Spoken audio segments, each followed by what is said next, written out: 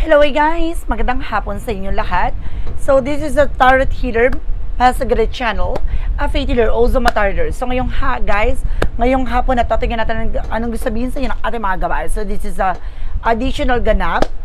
Now this additional gabay for the sign of Leo. So Leo, welcome to my channel. Ano kayang messages, advices, and spirit guides ang ating masasaga for today's video? Kanina kayang energy or kaganapan sa buhay ng mga Leo signs ang ating mga hagilap. So guys, this reading is a general reading lamang, hindi lahat makaka-resonate. Kunin lamang po ang makaka-relate sa inyo and comment down below kung kaninong energy ang ating nasaga.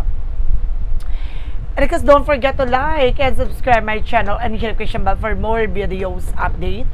And because maraming salamat po sa mga walang sawang pagsuporta sa akin channel, lalo nang hindi nag-skip ng ads, away pagpalain kayo nang Diyos at may kapalsiksik reglig nag-uumapaw na biyayang manang balik sa inyo. So let's see guys, what is the messages sa'yo ng ating angel spirit? So let's watch this. For the sign of Leo, so let's see. Ano kayong mensahe sa'yo ng ating mga gabay? So there is a Two of Swords. No? Sinasabi dito, there is a final decision. No, kailangan mo ng final decision dito. Alisin mo yung pangamba mo. No? And there's something that chart you need to take an action from this. So talagang kailangan mo ng kumilos, kailangan mo ng gumalaw, kailangan mo ng magdesisyon. Now, as of now, let's see. And this is something guys with the Nine of Pentacles, security. Na magkaroon ka ng seguridad pagdating sa finances, pangalagaan, protectionan mo ito. No? Ano man yung mga bagay na meron ka kailangan, protectionan mo. There's a Hierophant, lesson learned. Now, there's a static education, kailangan mo nang matuto. No, sa mga pinagdaanan mo. No, madala ka na. And this is something guys with the Queen of Cups, emotional healing. Na magiging kalmado na ang iyong pakiramdam. Na magiging maayos na ang iyong sitwasyon.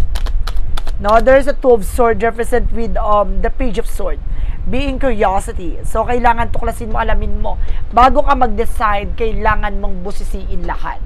No, kailangan alamin mo kung ano yung magiging advantage and disadvantage. No, ng decision mo. And there's a Nine of Cups, no, there's a wish fulfillment na unti-unti mo nang matutupad, no, ang mga pangarap mo, ano man yung mga bagay na gusto mo mangyari, na makakamtan mo yan. What is additional messages? Represent with a Four of Swords. So there's something guys, will listen to your intuition and listen to your inner voice. So kailangan mo makinig sa gabay mo, no? What is additional messages? Represent with the Seven of Wands. So there's something guys with the protections. So protection at pangalagaan mo yung sarili mo. No, matuto ka na sa mga pinagdaanan mo. No, hindi pwedeng bahala na gato ganyan. Hindi pwedeng ganon. No, there's something guys with the Six of Cups. Na marami ka mga naging trauma, no, ng mga nakaraan. No, or may-aring meron dito naging kumbaga problema sa nakaraan, or either there's a past person coming back, may kumbaga nanunumbalik na sakit, o parang nauungkat yung sakit ng nakaraan, or either may babalik sa nakaraan, kailangan mo maging balanse, kumbaga emotional balance to with the Queen of Cups. So dapat kalmado ka, no? And there's a Temperance. Wag mo ipakita na naapektuhan ka pa. Now there's a Temperance with a perfect timing. So may mga bagay talaga na nakalaan to para na to, kailangan mo na magdesisyon. No, and this is something to do with the Magician for manifestation.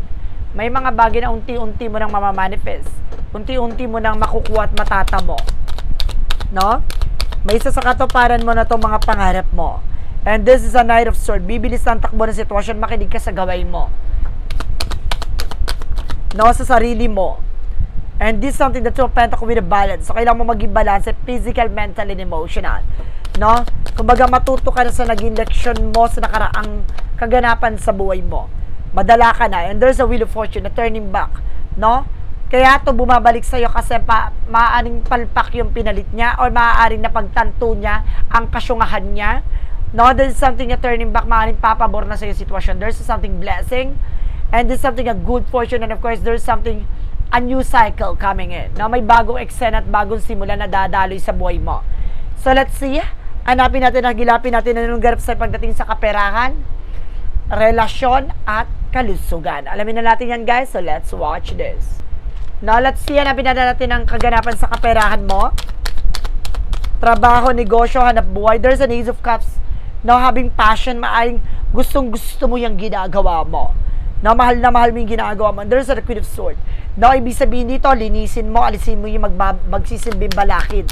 No, para may sakatuparan mo na yung gusto mo mangyari dyan sa trabaho o negosyo mo. No, there's a Three of Cups. Some of you guys na maraming celebration na magaganap. No, lalago at lalakas yan. No, there's a Eight of Swords. Ibig sabihin dito, napapalibutan ka ng toxic and negativities. No, maraming mga parasites, no? Yung mga tao na sa paligid mo, kilala ka pag may kailangan. And this is something, the Eight of Pentacles. Mag-concentrate ka at mag-focus ka sa kung ano ba yung mga bagay na meron ka. Huwag kang padadala, no? And there's an Empress card for revert na ibabalik yung sigla ng iyong negosyo or finances. Lalago. There's a blessing coming in. Pagdating sa relasyon, there's a Six of Wands. Magtatagumpay ka rin dito pagdating sa relasyon. Makikilala mo yung taong para sa'yo, makakasama mo. And there's a Three of Pentacles na collaboration, heart-to-heart conversation. Kausapin mo ng maayos at listo. Kailangan liwanagin mo ano ba talaga yung purpose mo, bakit ka papasok sa akin, kato ganyan, diba? Hindi pwedeng yung birabirada. There's an obsession. Some of you meron dito parang na-obsess, no? Parang there's something, guys, na parang patay na patay. No, maaaring patay na patay dito sa iyo o patay na patay sa kanya. Ganon. No, there's something of devil card. And this is something, the judgment. Pinapaalala ka na kayo, you need to pay attention. No, mag-ingat. There's a Knight of Swords, anxieties, no? O some of you guys, pinapaalala ka na baka yung person mo magayuma o ginagayuma. No, hindi makatulog balitsa. And this is something, guys, with the King of Cups. Your person is very devoted to forgive. No? Kumbaga yung person mo ay maaaring talagang mahal na mahal ka dito. Pasabog to. Additional messages na pagdating sa kalusugan. And there's a Seven of Pentacles with a harvest moment. No? Gaganda na ang kalusugan mo. Magiging maganda na kalagayan mo. There's a King of Wands. No? Kumbaga tatalas na yung kaisipan mo. No? Gumaganda na yung mata mo dito. Umiwas ka sa mga matatamis, ha? Or more on sugar or rice. No? There's something yung Five of Swords. No? Nagkakaroon ng self-sabotage not because of your action. No? Mag-ingat ka dito. There's an Ace of Wands for a new project. And of course, new creative expression. No? Iwasan mo magpuyat. See, there's a Five of Wands. No? Meron mga bagay na nagbibigay komplikasyon dito. Umiwas ka sa mga pagpupuyat, ha? So, there's the word card. Some of you nasa ibang bansa ka. No? At some of you, there's a success coming in. No? Magiging maganda na kalusugan mo dito. Nga lang, meron ditong super over fatigue ka. No? Kailangan mong magpahinga. No? So, let's see what is additional messages with an angel's messages. Ano kayang gabay at mensahe sa iyo ng ating angel spirit? So, let's watch this. So, let's see. What is the Mystic Forest? What is the Mystic Forest Oracle deck? And there's a perseverance. So, see, tiyaga-tiyaga. Kapag may tiyaga, may nilaga. You have the power within yourself to conquer any challenges and come out stronger on the other side. Trust in your resilience and your ability to persevere. No? Ibig sabihin dito, guys, dito, may kakayanan ka para may sakatuparan, no? At para malagpasan lahat ng mga pinagdadaanan mo sa ngayon. Papatibayin, palalakasin ka dito at kailangan mo lang magtiyaga at magpatuloy sa ginagawa. And of course, there's a romance and love oracle card. Let's see. And this is something long distance. Some of you guys, meron talaga ditong nasa ibang bansa ang person mo. Or maaaring magkaiba kayo ng mundo, magkaiba kayo ng lugar.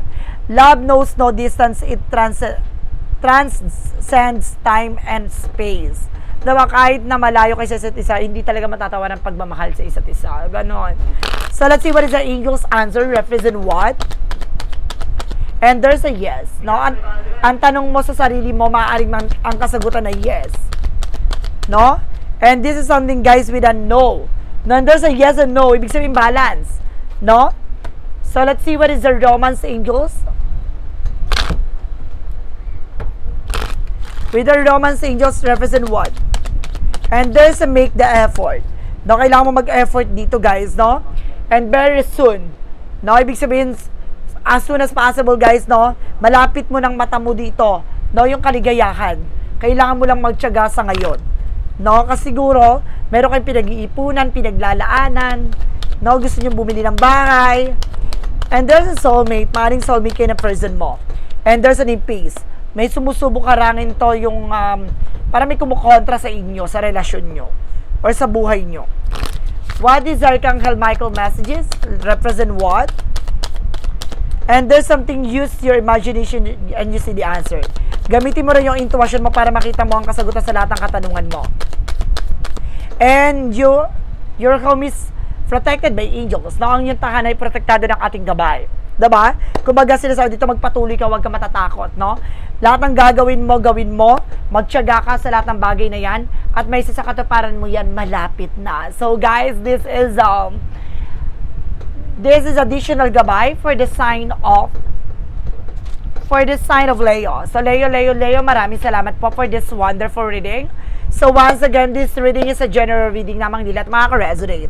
Kunin lamang po makaka-relate sa inyo and comment down below kung kaninong energy ang ating nasagot. And of course, don't forget to like and subscribe my channel and hit notification bell for more videos update. And of course, maraming salamat po sa mga walang sawang pagsuporta sa aking channel. So guys, maraming salamat and see you in the next video. Bye-bye and babush!